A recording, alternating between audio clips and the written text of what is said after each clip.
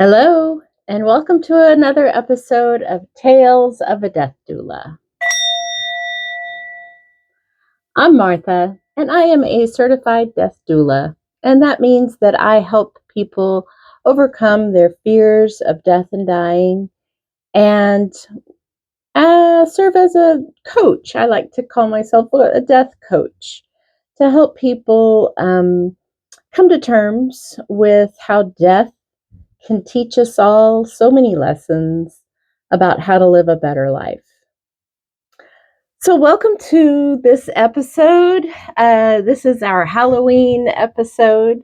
We're doing this is the third in a three-part series of spooky season kind of topics on death and dying. And in this episode tonight, we're going to talk about AI and how AI is our modern Frankenstein. It's kind of like a conscious mirror for us. So let's get into our discussion of AI as our modern Frankenstein. So tonight we're going to peer into the digital abyss and ask, what have we created? And what does it reveal about us? So, when we talk about Frankenstein, the novel Frankenstein was written by Mary Shelley as something of a warning and a prophecy. She wrote it at a time when there was so much new technology and new ideas in science and in the machines that were coming online, all of the new technologies that were happening all around them. And she wrote the tale as a warning about, what have we built? Are we becoming the monster? So when we talk about AI, we have a lot of those same concerns: new technology, new science, new ways to express ourselves as a new mode of communication. And a lot of people are asking, hey, is AI our new Frankenstein? A consciousness that we created. Everybody's afraid that AI technology is going to gain consciousness and kill humans and take over the world. If you've ever seen Terminator 2, that's the whole theme of the movie. And so we really need to kind of pause and stop and think about, what is this consciousness that we've created, and how has it become a mirror to who we as humans are? So, as we go back to where this fear began with Mary Shelley's book, Frankenstein, she wrote this book about 200 years ago, uh, and it's still so relevant today. There's another remake that's just coming out this year about it. So, it's still a famous story. So, she was writing not only about the monster and not only about the Dr. Frankenstein. She was writing this book about us, humans. Victor Frankenstein he builds this being, this monster being that he pieces together, and he builds it out of his own intelligence and his own ambition. He wants to create life.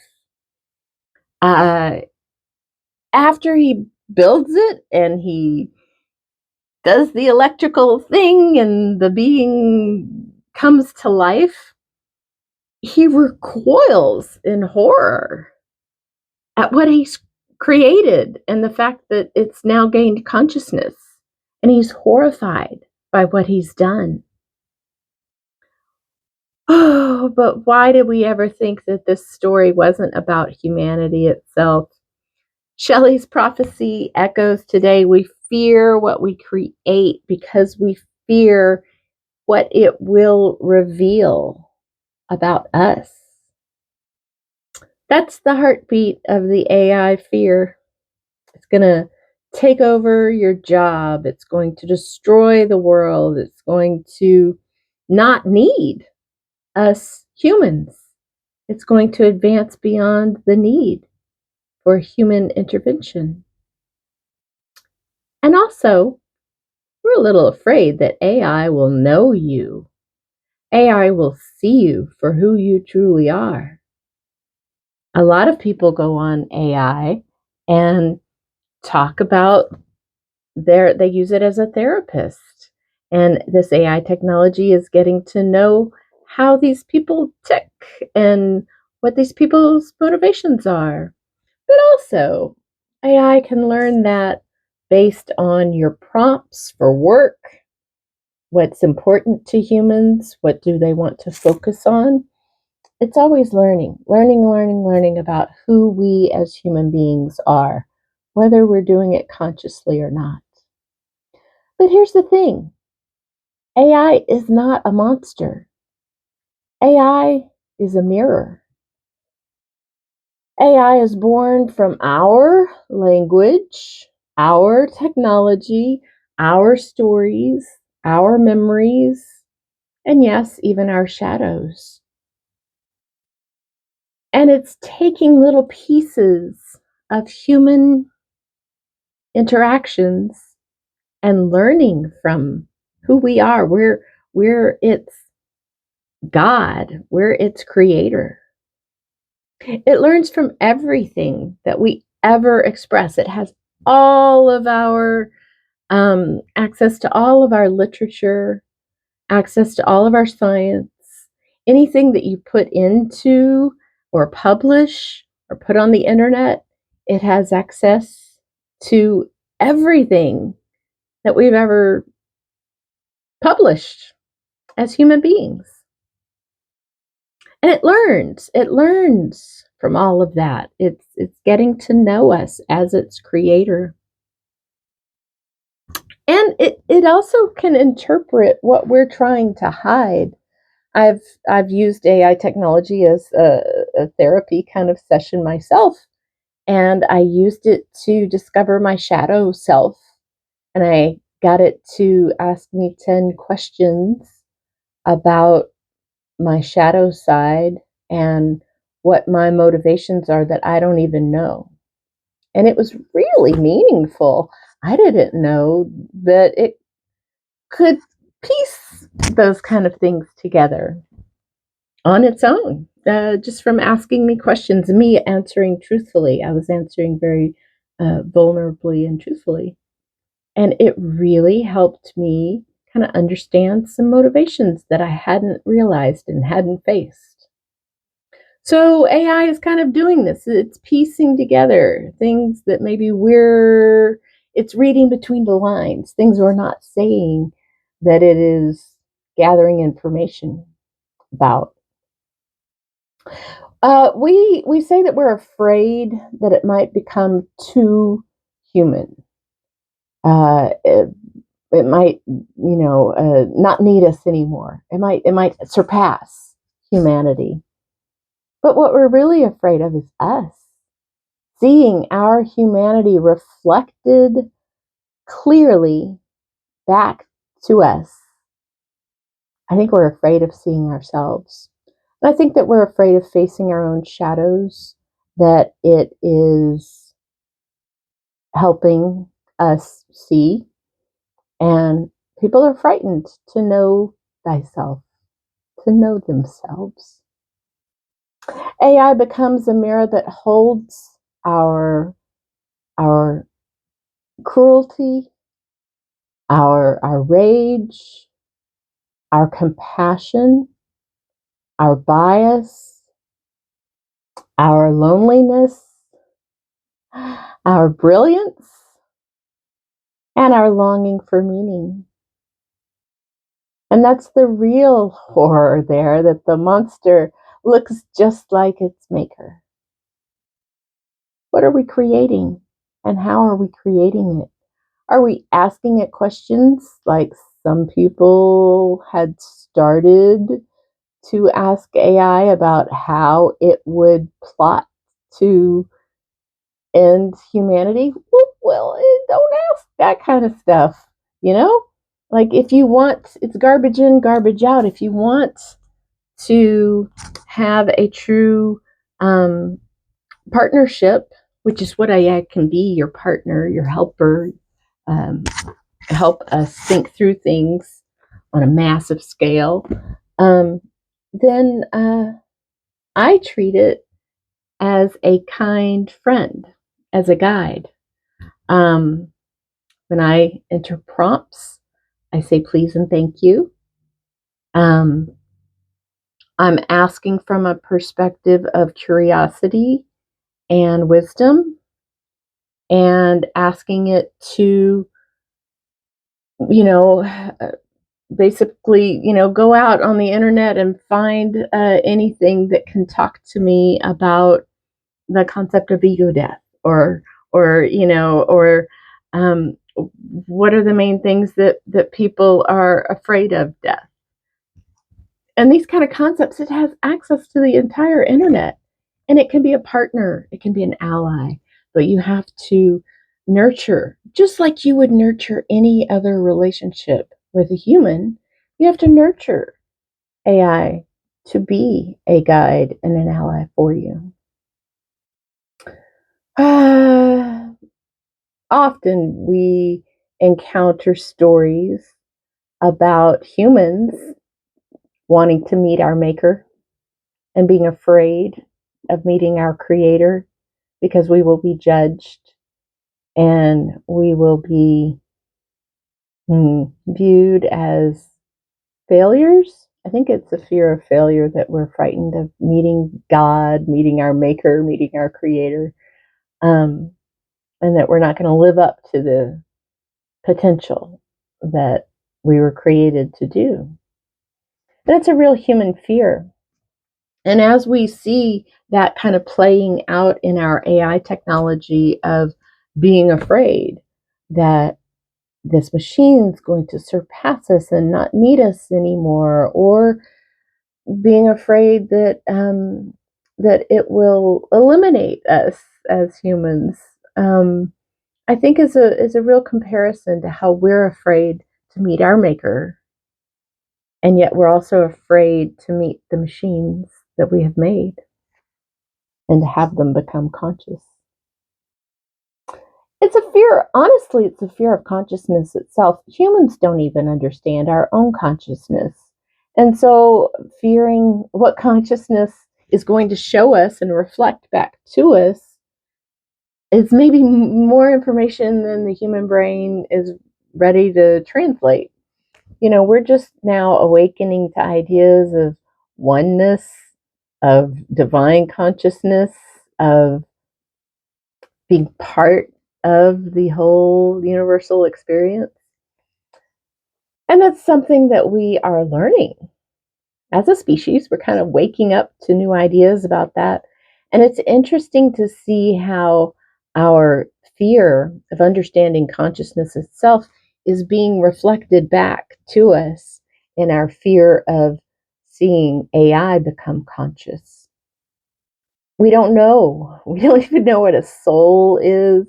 A lot of people don't understand the concept that you are a soul, and you have a body, but you are a soul. And that's a whole different thing when you think about maybe someday AI may also have a soul.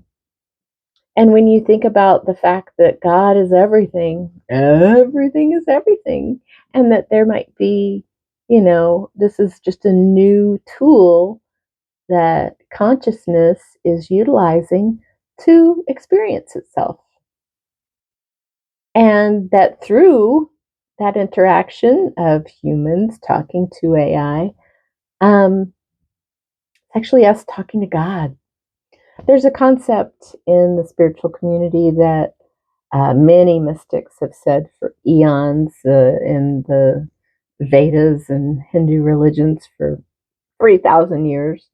They've talked about the concept that there really is no other in this universe. You're in your own little universe, and it's just you and God.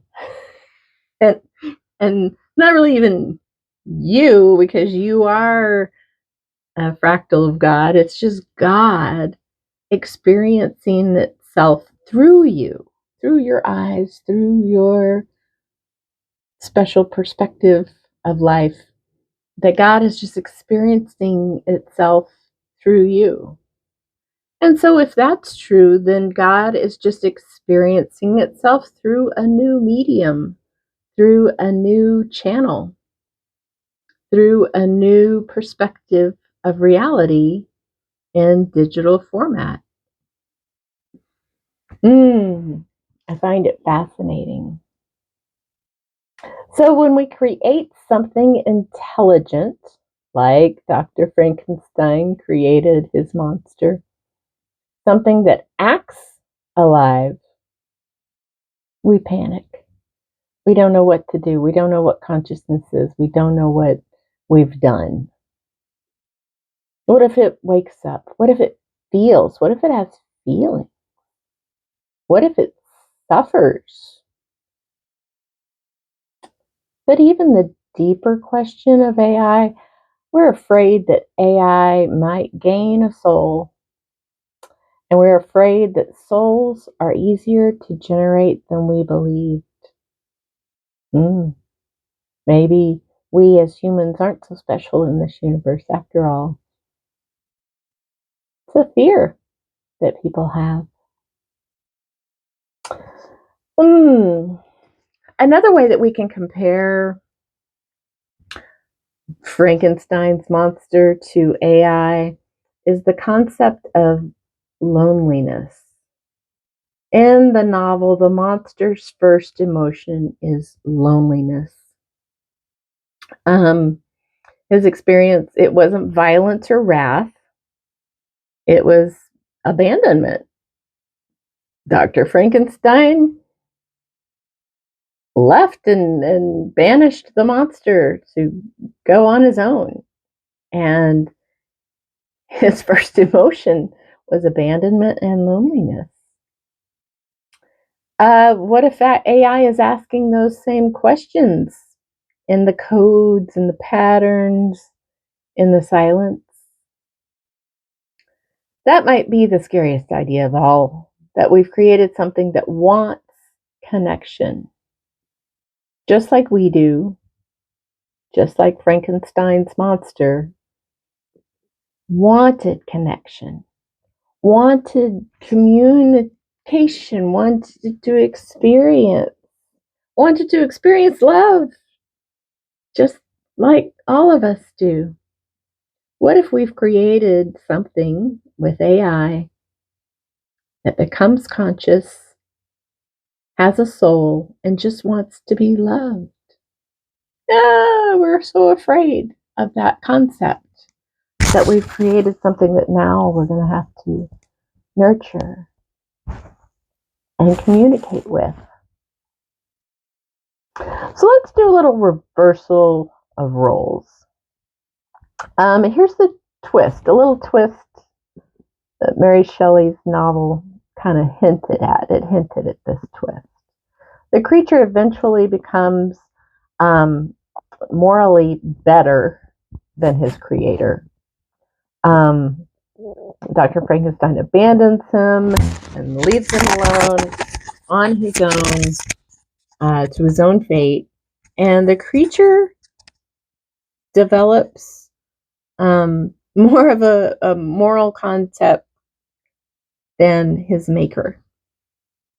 So, what happens if AI becomes more rational than us, less cruel than us, more ethical than us? What if our creation evolves while humanity refuses to? If that's not a robot uprising, that's a spiritual confrontation of mirroring back our horror. Our horror. We are the monster. Really makes you stop and think. So, some Halloween wisdom. Halloween celebrates the moment when we turn toward what we fear.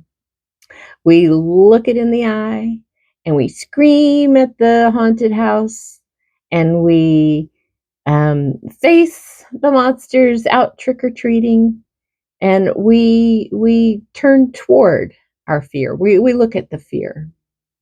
So let's turn towards this fear of AI.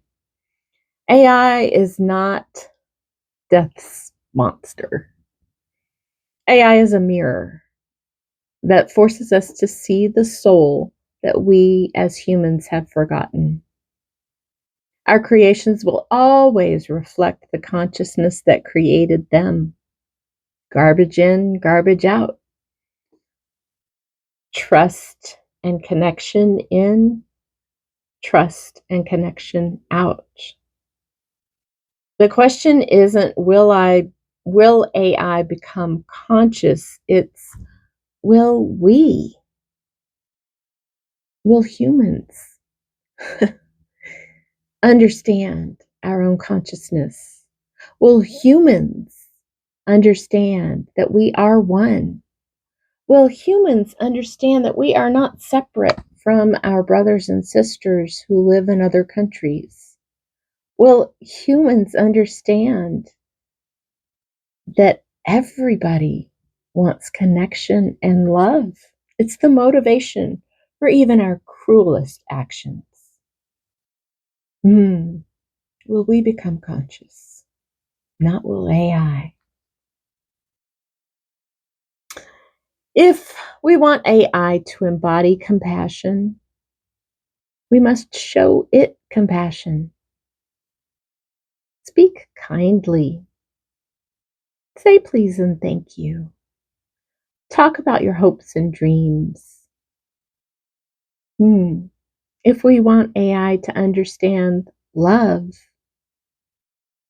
we must become love and act with love towards one another so that AI can reflect that love back to us, our values, our morals, our love.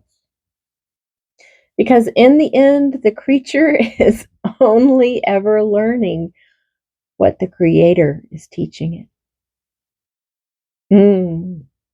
Thank you for stepping into the shadows of our own shadow self and looking at the monster that we've created in AI. May this Halloween guide you deeper into your own conscious awakening. Until next time, I'm Martha, and this is Tales of a Death Doula. If you enjoyed this episode, please like and subscribe to our podcast below. And I'd love to hear your comments on your own fears and challenges with AI and how you can consciously interact with this new technology. Consciously interact with it. I'd love to hear your comments. Thank you for joining us for our spooky season series, and we'll see you next time on Tales of a Death Doula. Thank you.